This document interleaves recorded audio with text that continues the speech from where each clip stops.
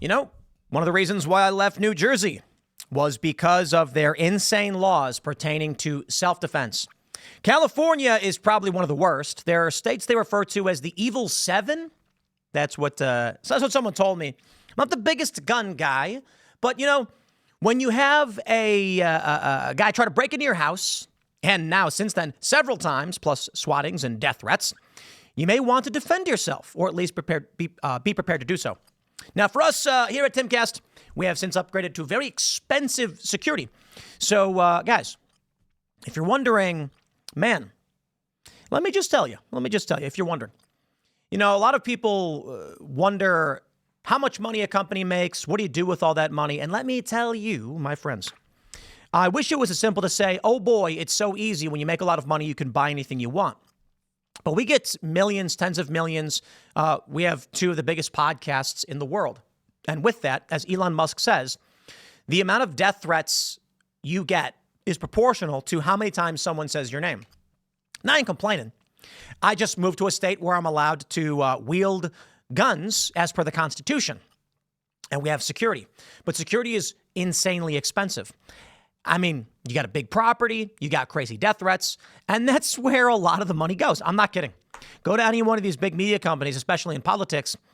When we say things like, we need your support by being a Rumble Premium member, TimCastPremium.com, sign up to Rumble, use promo code TIM10.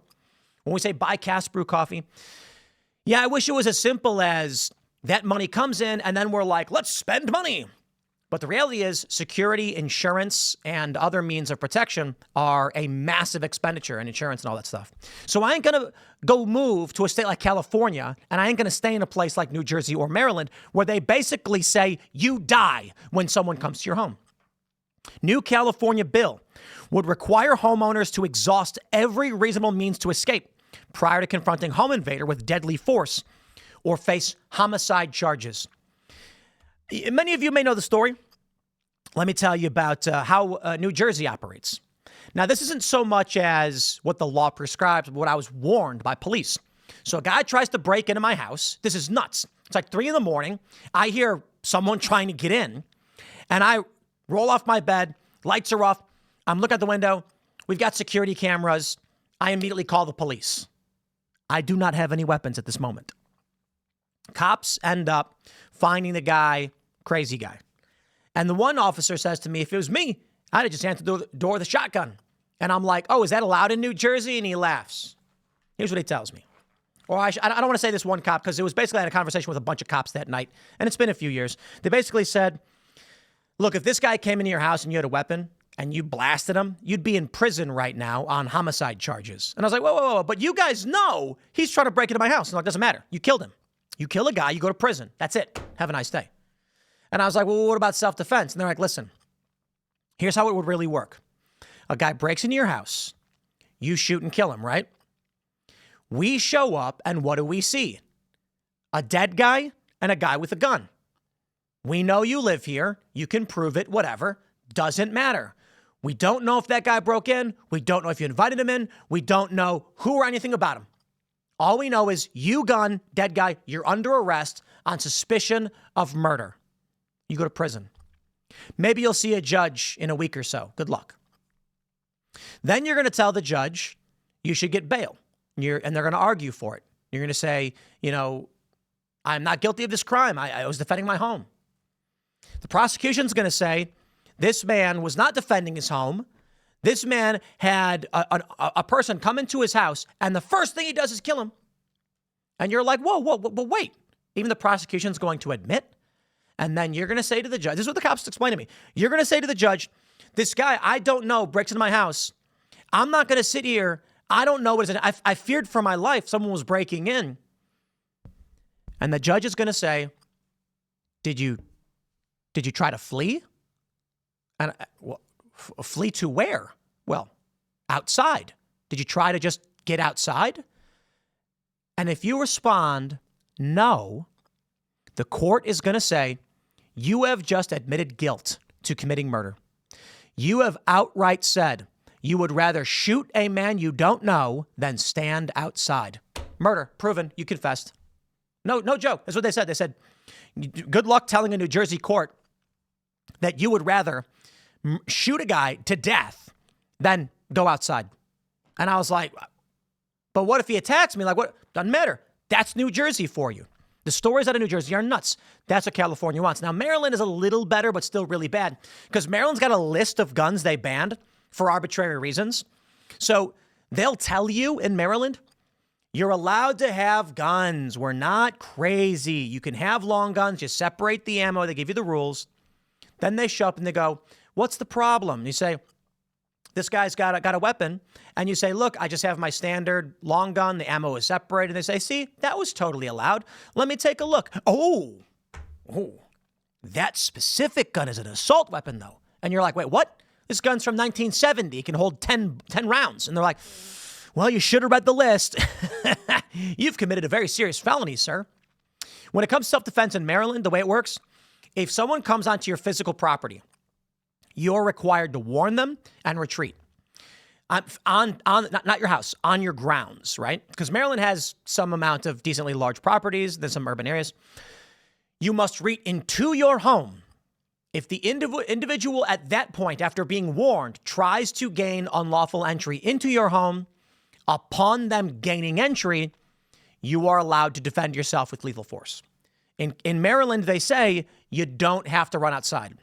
So the way they frame it, a little bit more reasonable, it's still nuts. You run to your home or you're in your home. They don't expect you to run anywhere else. When it came to Jersey, I was like, where am I supposed to go? Like, I'm in my home. Like, there's nowhere else to be. And they're like, in the alley, in the street? You can stand out there in the street. And I'm like, what if there's snow? They're like, again, tell a judge you would rather shoot and kill a man than stand in the cold. And they're going to be like, okay, one is more extreme than the other. It was really hard to get a gun in New Jersey as well. They lied to me over and over again about the policies and procedures. It was hilarious. Until finally I realized I'm going to go ask the gun store how to get the permit for a gun. And then I got it in a few days. Crazy. The cops were lying to me. The cops in New Jersey, suburban cops, lied to me. Now let's take a look at this California bill. Exhaust every reasonable means to escape is what they say.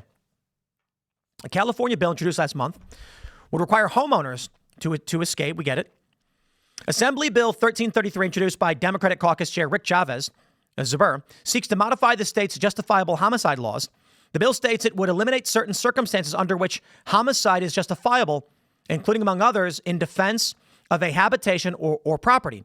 It also aims to clarify circumstances in which homicide is not justifiable, among others, when a person uses more force than necessary to defend against the danger. And that's the argument they make in New Jersey.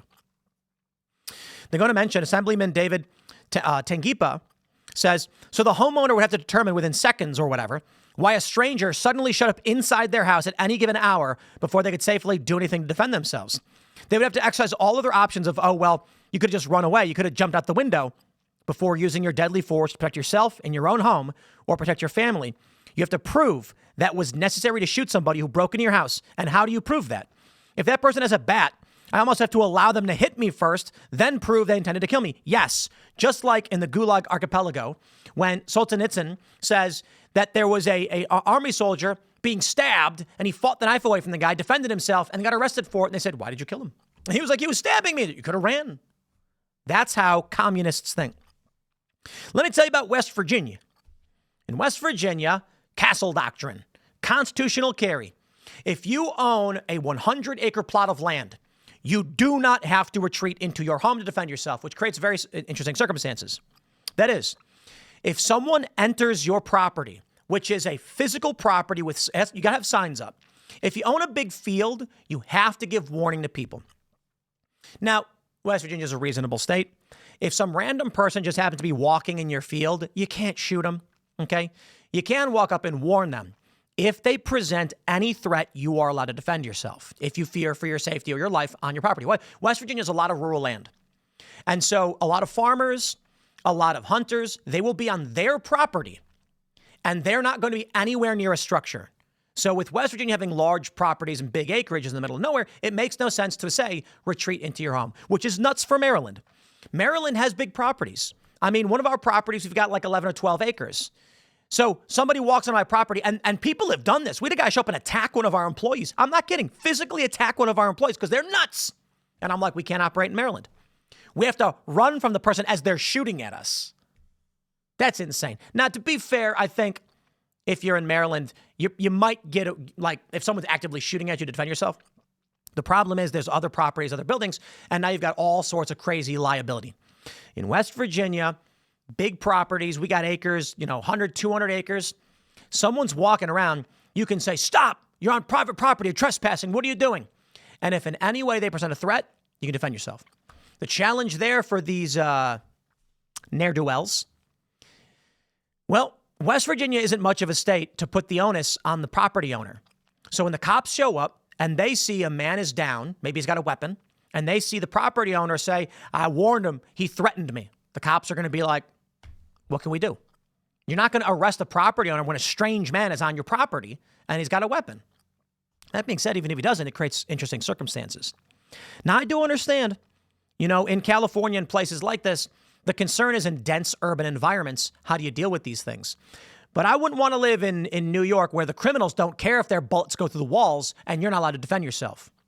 I was talking to Luke Rudkowski, and he was mentioning, you should be able to defend yourself in New York. And I said, what if you got a rifle with like .308 and someone breaks in your house? That bullet's going to go through every apartment on your building. And he's like, oh, cool, maybe we say no .308. I'm like, aha, gun control, gun control. See, there's the challenge, man. I don't think it's surprising that people who live in a densely populated area are like, we don't want guns. The problem is the criminals don't care. So you ain't actually banning the guns. You're just making sure only the criminals have them and the bullets still fly. Take a look at Chicago. It's California for you, my friends. You're not going to want to live in a place like that. I'm going to wrap it up there. Smash the like button, share the show with everyone. We got more segments coming up. Stay tuned. And we'll see you all in the next segment.